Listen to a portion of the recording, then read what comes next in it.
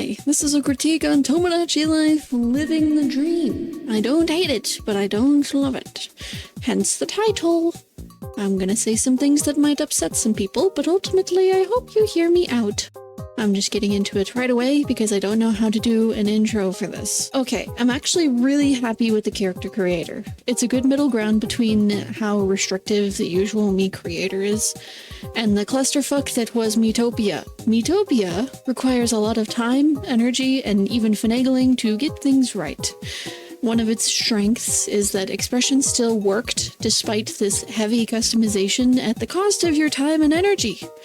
Living the Dream offers a system that is immediately accessible to your average Joe, but as a consequence, you lose the ability to use expressions if you want to customize absolutely everything.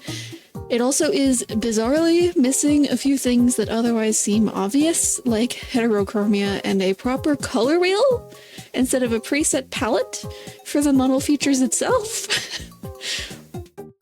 Also, as a guy with a lot of characters that are almost never what you'd consider within the binary and with very specific preferences, they are really happy that they can finally choose what to be called.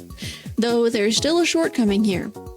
I got pretty sad that you can't select several pronouns. People have said this would be difficult to implement, but I don't think it would be too bad, considering it's pretty clear what pronouns work in certain contexts, and it would just be a matter of creating a randomizer for certain groups of pronouns to drop into a sentence where a pronoun is needed. Like, if my me, Joe Schmo, doesn't mind being called he, him, or they, them, then you can create a simple variable list for Joe Schmo in where it randomizes he, they, where applicable, and him, them, where applicable. There might be mistakes or bugs to fix with this, but it's ultimately pretty small, and most people would forgive any mistakes pretty easy if it just meant we had this feature. It feels a bit like how I feel about Zubul from TADC. She can be called so many things, he can fly so high with expression, but they are restricted to they them for the sake of the viewer's understanding, who may not know what a she, he, they entails and wonder if you're summoning a demon in their presence. However, the customization outside of the characters is something I didn't quite care for. There isn't any really unique interactions regarding this customized content, and just serves as cute little trinkets and/or a opportunity to indoctrinate your child me's early. I am an artist, so you'd think I would quite like these features. However, I don't really find any intrinsic value to get out of these myself. I feel like there's really no value in it, other than the gimmick of having the freedom to make your me's surface level react to things that you make. There's no real commentary on the features you give to your custom items, besides influencing the me's opinion on it, which is kind of funny if you give your me a carefully crafted meal of poo-poo, and they love it, but otherwise there's not much there. I don't really care to spend the time on these, especially when it can quickly become hours and hours of work for something you barely ever see again. But even the things you're supposed to see often are not implemented gracefully. The buildings look awful, and you can only make them look decent at a distance with a little bit of time. The biggest critique I have heard against buildings is that you cannot set where the door is, so the me just kind of awkwardly fades in and out of existence when leaving and entering their house. In turn, I have seen so many times people bring up one point against any criticism regarding the customization. You just aren't creative enough. No. It's just, at least for me, something that I don't really see a lot of value in doing. If I put my mind to it, I could make quite a few things that would amuse me, but ultimately what will be hours of work will be wasted on an interaction that lasts at most a few minutes. Besides this, another big issue I have with this critique is that it's acting like Tomodachi life has always been this way. That's not the case. Me's are a creative outlet for sure, but a big thing you always see people talking about is the drama, aka the interactions. This has been a big selling point of the series ever since Collection, and it should have stayed the focus. I am disappointed in the lack of dialogue and situational variety. Within 10 hours of playtime, aka if you played an hour for 10 days, which is usually how long an average person will play, you will see a majority of situations and interactions if you're consistently creating Miis that are allosexual. There is a good handful of situations with fun premises, but you will quickly wear out the potential outcomes and dialogue. There's usually only a few outcomes for your typical daily interactions. There's a few more for romantic interactions, but ultimately there really isn't a lot. It's a big letdown since it's one of the main draws of the series. It feels like all my Miis do is look at ants, fantasize while riding on a park toy, and flash flashlights at each other. Maybe play with a utility pole or look up at a windmill. Wow! There's a whole lot of potential for outcomes, personality variations, or even rarer and sacred events, but there's basically none. Even something like dreams are incredibly limited too. It didn't take me long to see all of them within the first 20 hours, and even in that time, I got a lot of repeats. It seems everyone has their own personal dream that repeats a lot. For me, it was the rotten food one. For most scenes, I regrettably skip a lot of them, besides romantic confrontations, since you know exactly what's going to happen, what dialogue will happen, and there is literally no variation to fit the Mii's personality and quirks. Quirks are my biggest disappointment by far. When I saw them in the trailer, I immediately lit up with the idea that I could fine-tune my Mii's behaviors to better fit their character.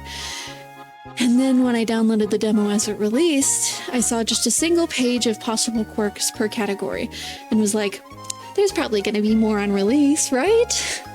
And then when the full release came out, I took it slow and hoped, but eventually found out that there is not a lot to choose from.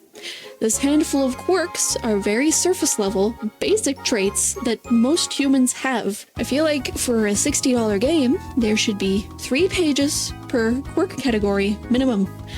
Maybe this is greedy, but it's ultimately boxing against industry giants in its genre, such as The Sims, who completely deck Tomodachi Ltd. In options and interactions and mechanics.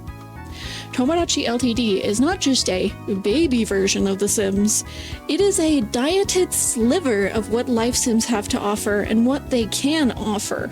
The 3DS version held my attention longer than LTD. And I'm not talking about my save from when I was a kid. I played the 3DS version in 2025 while waiting for LTD, and it got a good 3 months of daily frequenting out of me. LTD had me hooked for a good 10 hours, and then I found myself struggling to keep up with daily checkups after 30 hours. Ever since about halfway through May, I've barely played it at all. I've added new Miis, tried to get some interactions going, but nothing. I'm pretty much tapped out and bored with it. Incredibly personal gripe. A lot of people want the concert hall back. I personally never used the concert hall once in my 3-month 3DS spat, and I don't really care for it. The fact it's not here, though, is a big bummer, as it was one of the main selling points for Collection and 3DS. However, my concert hall, my big disappointment that I'm hoping they re-implement in an update, is the rankings board. I love, or I should say loved, the rankings board. It was one of the main things I looked forward to in my daily checkup on the 3DS version. There's something really fun about the animations, songs, and data that updates daily that kept me coming back pretty materially. It technically is still an LTD, but you have to get to the end credits, which most people are only going to access once, maybe twice. I don't even know if you can see more rankings besides who was pampered the most, because I don't really care to go through a whole cutscene daily just to get an update on a basic ranking displaying variables that are really easy to just program into a more accessible place. Anyway, I didn't really like it. I can't really go back to the 3DS version, as I really do value the options for sexuality and pronouns, given the nature of the Miis I like to make personally. But I also find myself struggling to keep up with LTD, as it lacks a lot of features, and it makes the game really boring to me.